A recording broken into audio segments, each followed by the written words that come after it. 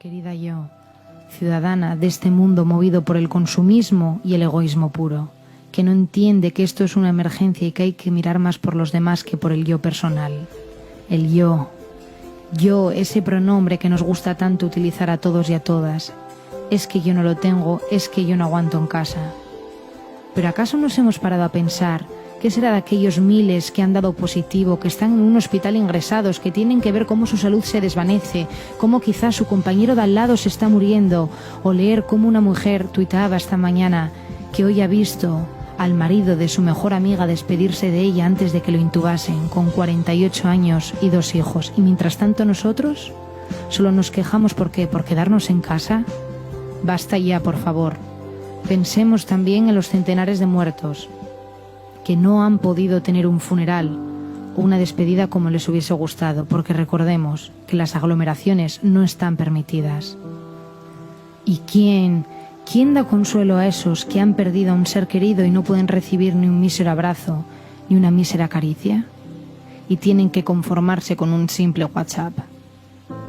Dejemos de pensar y de utilizar ese dichoso pronombre personal de primera persona del singular y seamos más empáticos con todas las personas, con el personal sanitario, con las fuerzas de seguridad del Estado, con los trabajadores de los supermercados y del pequeño comercio, que se desviven y se exponen en su día a día y trabajan con esfuerzo, voluntad y ganas, mientras nosotros estamos escuchando música, haciendo algo de ejercicio o tirados en el sofá viendo Netflix y quejándonos porque no tenemos nada más que ver.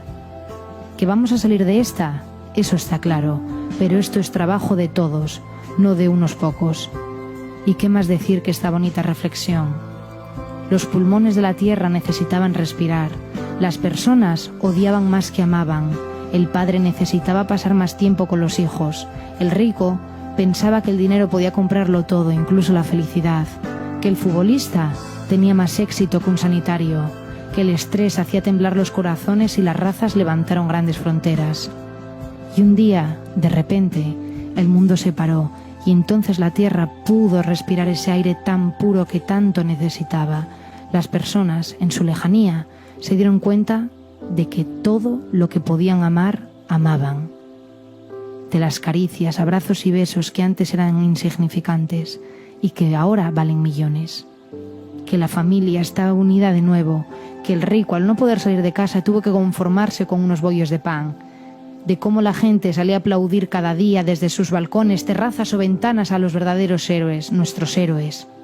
Nuestras mentes se serenaban, reflexionaban, hablábamos con nosotros mismos, pues no había prisas.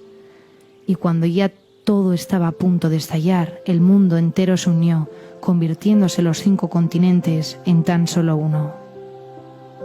Querida yo, ¿verdad que es bonito mirar hacia atrás y ver cómo por muchos baches que nos ponga la vida, de todo sacamos una lección?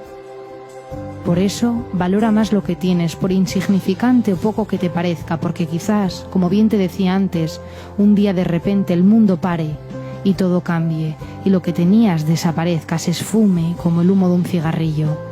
Valora el cariño de los tuyos, de los días de sol y de lluvia, de la época de exámenes y de los días infinitos de descanso, porque está claro que sin cielo no hay infierno, y que por desgracia, a no ser que nos pasen cosas como estas, no nos damos cuenta de lo maravillosa que es la vida.